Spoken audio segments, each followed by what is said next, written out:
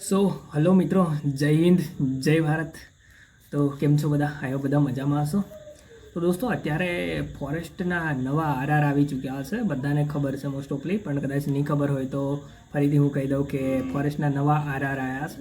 તો આમાં ફોરેસ્ટ અને ફોરેસ્ટ બીટગાર્ડ એમાં બંનેમાં ફરક છે. તો બધા એમ કહે છે કે ફોરેસ્ટના નવા આરઆર આવી ગયા, ફોરેસ્ટના પહેલાં જૂના હતા એને નવા આવી ગયા. તો એમાં છે ને કે ગઈ વખત આગલી એક્ઝામ જે લેવાઈ છે એ ફોરેસ્ટ બીટગાર્ડની હતી એક્ઝામ, જે થોડા ટાઈમ પહેલાં લેવાઈ ગઈ છે. અને હવે આ એક્ઝામ આવી છે એ ફોરેસ્ટરની આવી છે. ફોરેસ્ટર એટલે ગુજરાતીમાં વનપાલ અને પેલી ગઈ એ બીટગાર્ડ. તો એમાં શું નવા આરઆર આવ્યા હશે? એમાં રાઇટ જે ટેસ્ટ લેવાનો હશે એ લગભગ MCQs બેઝ હશે, અને એમાં ટેસ્ટમાં લગભગ 200 ગુણ રહેવાના હશે. અને સૌથી પહેલાં એ વાત કહી દઉં કે પેલી બીટગાર્ડ હતી ને એમાં 1 સ્ટાર અહીં આગળ હતો. હવે આમાં વનપાલ છે ને એમાં 2 સ્ટાર લાગેલા હશે, એટલે પગાર બી લગભગ ફોરેસ્ટર કરતાં સારો હશે. આમાં 200 ગુણનું પેપર રહેશે અને 1 ગુણના 2 માર્ક્સ હોય છે. અને નેગેટિવ તો તમને ખબર છે કે 0.25 હોય, એટલે 2 માર્ક્સમાંથી 0.25 કપાઈ શકે, માઇનસ થાય. એમાં 2 ગુણ હશે, બરાબર. એક પ્રશ્નના 2 ગુણ અને 3 કલાકનું પેપર હશે, બરાબર છે.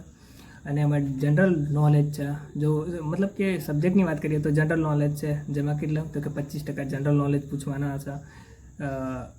પછી જનરલ ગણિત, એમાં 12.5% જેટલું ગણિત પૂછવાના હશે, બરાબર છે. અને ગુજરાતી, મતલબ કે ગુજરાતી પૂછવાના હશે, આમાં 12.5% એ પણ. અને આમાં ઇંગ્લિશ સબ્જેક્ટ બિલકુલ નથી, એટલે એક પ્લસ પોઈન્ટ એ છે કે ઇંગ્લિશ સબ્જેક્ટ નથી. ઇંગ્લિશ બધાના માથાનો દુખાવો વસ્તુ હતી, એ વસ્તુ નથી, બરાબર. અને બીજી લાસ્ટ સબ્જેક્ટ એ રહેશે કે 50%નો, મતલબ કે તમને ખબર છે કે 50% વેટેજવાળો સબ્જેક્ટ પહેલાં પણ હતો ને અત્યારે પણ રહેવાનો છે, ફોરેસ્ટરનો છે. ફોરેસ્ટરમાં બધું આવી જાય, ભૂગોળ, પર્યાવરણને લગતી ટોટલ ટૂંકમાં માહિતી આવી જશે, બરાબર. એટલે શું મિત્રો, તો પછી આ પરીક્ષાની અંદર પાસ થયા પછી એટલે કે સ્ટુડન્ટને 15 ગણા બોલાવવામાં આવશે. જે પ્રેક્ટિકલની એક્ઝામ આવશે ને તો એની અંદર 15 ગણાને બોલાવવામાં આવશે. તો 15 ગણા જશે, એમાં પ્રેક્ટિકલમાં શું શું કરવાનું આવશે? તો એમાં એવું છે કે મેલ માટે 1600 મીટર દોડ હશે, જે 6 મિનિટની અંદર પૂરી કરવાની રહેશે. અને હાઈ જમ્પ હશે, જે 4 ફીટ ને 3 ઇંચનો હાઈ જમ્પ કરવાનો રહેશે. અને લોંગ જમ્પ 15 ફૂટ કરવાનો રહેશે.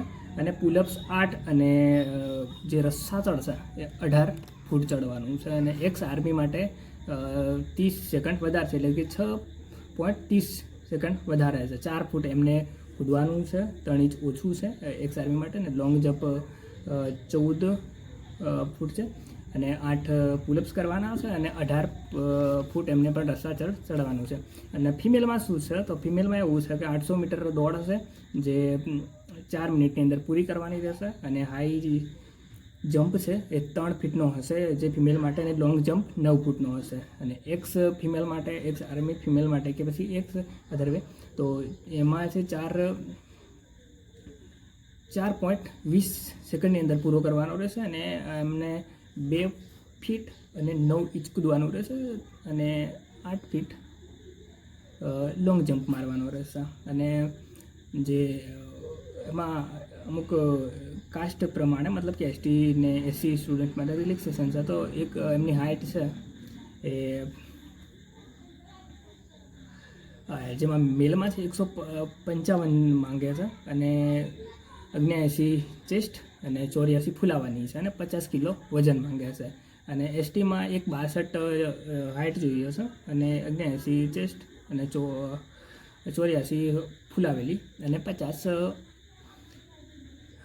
જે છે એ 50 તો વજન માંગે જ છે. અને ફિમેલમાં કેવું છે, તો 145 હાઇટ જોઈએ છે, અને વેટ એમનો 45 કિલો. અને STમાં 150 વજન જોઈએ છે, મતલબ કે હાઇટ જોઈએ છે 150 હાઇટ જોઈએ છે, અને 45 કિલો વજન જોઈએ છે. તો આવું કંઈક છે.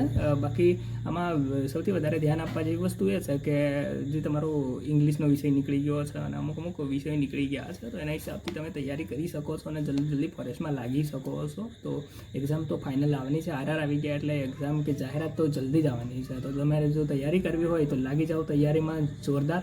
અને એકેડેમી જોઈન કરતાં ખુદ વાંચો અને સ્વયંભૂ વાંચો, અને સારી રીતે સમજીને વાંચો એવી આશા છે. બાકી પૈસા ખર્ચીને તમે કોર્સ બી લઈ લેશો પછી કોર્સ તમે ખાલી થોડાક જ દિવસ, અઠવાડિયું 2 અઠવાડિયું જ જોશો અને પછી નહીં જોવો. મને ખબર છે, કારણ કે હું ખુદ કેટલી વાર કોર્સ લીધા હશે અને પછી નથી જોતા આપણે ક્યારેય બી છોડી દઈએ છીએ. તો એ પૈસા બરબાદ થાય અને એ પૈસાથી એના કરતાં બુક સારી લાવો અને વાંચો મસ્ત મજાની. બાકી વનપાલ જલ્દી બની જાઓ એવી આશા. જય હિન્દ, જય ભારત.